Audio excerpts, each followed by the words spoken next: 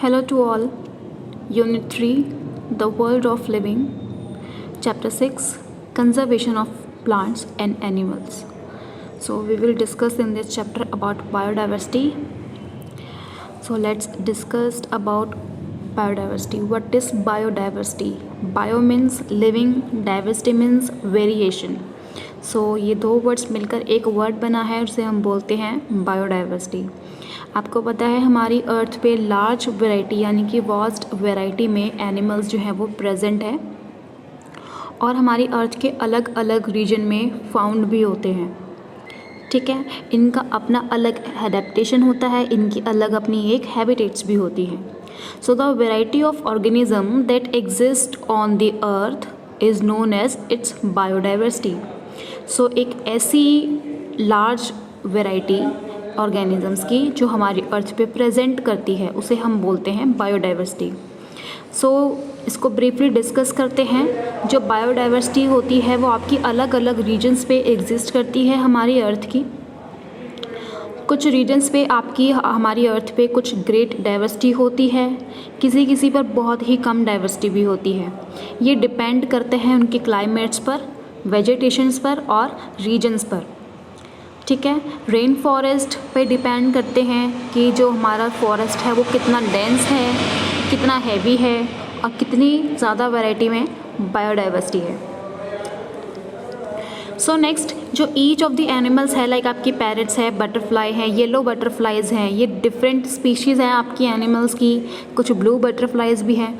तो लाइक आपको जब आप कभी किसी गार्डन वगैरह में जाते हैं तो आपको बटरफ्लाइज दिखती है. कुछ बटरफ्लाइज जो होती हैं ब्लैक कलर की होती हैं, कुछ लाइट ग्रीन कलर की होती हैं, कुछ येलो कलर की होती है, कुछ ब्लू कलर्स की. तो यानी कि जो ये वैराइटीज़ जो होती हैं वो हमारी बटरफ्लाइज की बहुत ही काइंड्स की होती हैं. इनकी स्पीशीज़ भी होती हैं. Let's discuss about species. Species refers to a group or a class of animal or plants that have common permanent features and characteristics that separate them from other groups. तो species क्या होती है? Species जो है एक large group होता है animals का या फिर बर्ड्स का, प्लांट्स का भी हो सकता है. इनमें जो फीचर्स जो होते हैं इनके वो परमानेंट फीचर्स तो होते हैं, बट इनके जो कैरेक्टरिस्टिक्स होते हैं, लाइक ये दिखने में कैसे हैं, इनका बिहेवियर कैसा है, ये इनको अलग अलग ग्रुप्स में डिवाइड कर देते हैं. तो उसे हम बोलते हैं स्पीशीज़. लाइक ह्यूमन बींग्स है जो वो एनिमल्स का एग्जाम्पल है, तो हम एनिमल्स की स्पीशीज़ है. ऐसे ही कोई किसी लिविंग थिंग को अगर आप उड़ते हुए देखोगे तो उड़ते हुए उसके विंग्स हैं तो आप बोलोगे कि ये कोई बर्ड की स्पीशीज़ है.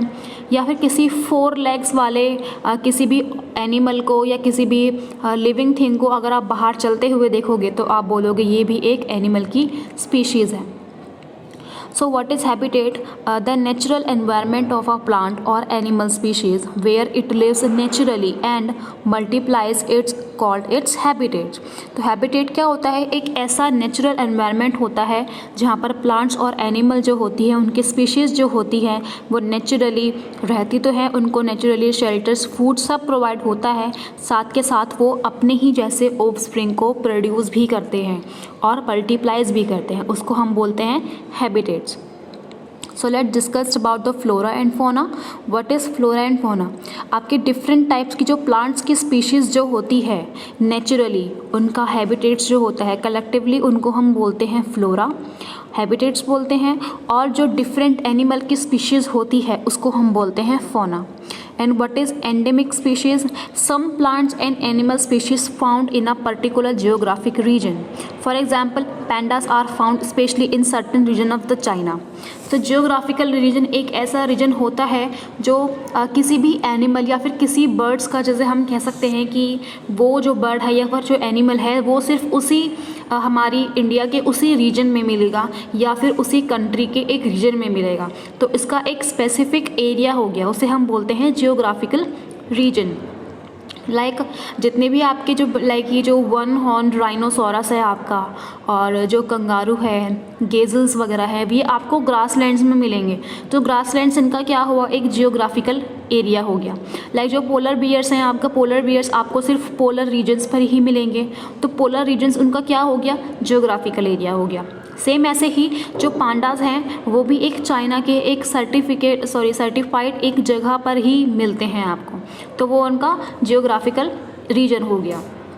Species that are found in a certain geographical area are called endemic species. तो वो स्पीशीज़ जो सिर्फ एक अपने पर्टिकुलर एरिया या फिर जियोग्राफिकल एरिया पर ही पाई जाती है उसे हम बोलते हैं एंडेमिक स्पीशीज़। जैसे कि इंडिया में वन हॉर्न राइनो कहाँ मिलता है, वो मिलता है असम में, और एशियाटिक लायन कहाँ मिलेगा, वो भी असम में ही मिलता है। ठीक है, तो जो एशियाटिक लायन है वो आपका गिर नेशनल पार्क में मिलेगा, जो है गुजरात में। सो अगर आपको लायंस देखने हों तो आप गुजरात के गिर नेशनल पार्क में जाइए। अगर आपको टाइगर्स विज़िट करने हो तो आप रणथंभौर में जाइए, रणथंभौर के नेशनल वाइल्ड लाइफ पार्क में जाके आप देख सकते हैं। तो ये जो है वो अलग अलग एनिमल्स को कंजर्व करके रखते हैं। नेक्स्ट टर्म है हमारे पास extinct species. What is extinct species?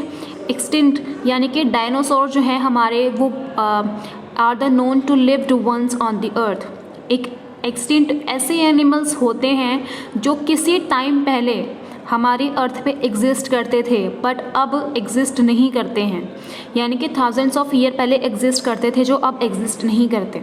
ठीक है, उन्हें और कहीं पर भी आपको वो देखने को नहीं मिलेंगे, वो बिल्कुल ख़त्म ही हो चुके हैं स्पीशीज़, तो उसे हम बोलते हैं एक्सटिंक्ट स्पीशीज़। ठीक है, लाइक डोडो बर्ड है, डायनासोर है और मैमथ है, ये सब आपको देखने को नहीं मिलेंगे। ये जो स्पीशीज़ हैं ये मर गई हैं, और जो इनकी जो लास्ट स्पीशीज़ भी रही होंगी वो भी मर चुकी हैं। ठीक है, तो ये एक्सटिंक्ट स्पीशीज़ में आती हैं। नेक्स्ट है हमारे पास एंडेंजर्ड स्पीशीज़। एंडेंजर्ड यानी कि जो डेंजर्ड में है स्पीशीज़।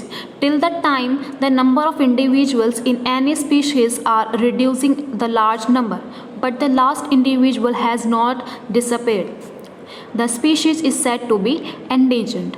यानी कि लाइक कोई भी स्पीशीज़ है, लाइक नीलगिरी ताहर है, या फिर लायन टेल्ड मकाका है, या फिर आपका रॉयल बंगाल टाइगर है, ये कुछ ऐसे स्पीशीज़ हैं जिनके सिर्फ कुछ नंबर जो लाइक एक बहुत ही ह्यूज अमाउंट में जो नंबर्स थे इनके वो तो अब नहीं रहे, बट कुछ गिने चुने ही रह चुके हैं अब।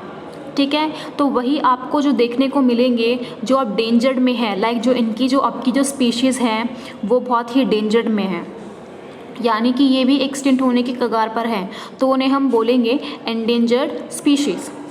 ठीक है, इसमें स्पीशीज़ में आर दो species that are high risk of getting extinct habitats.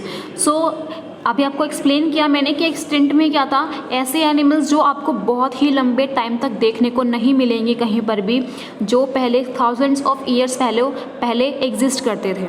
ऐसे ही जो एंडेंजर्ड में भी ऐसा ही है, कुछ ऐसे एनिमल्स जो सिर्फ उनकी कुछ ही स्पीशीज़ रह गई होगी देखने लायक, अदरवाइज़ अगर वो भी मर जाती है या वो भी खो जाती है तो उसे हम बोलेंगे एक्सटिंक्ट स्पीशीज़। तो इनको हमें कंजर्व करके रखना चाहिए। ठीक है, तो ये आपके कुछ एनिमल्स थे, Nilgiri tahr, lion tailed macaque and royal Bengal tiger.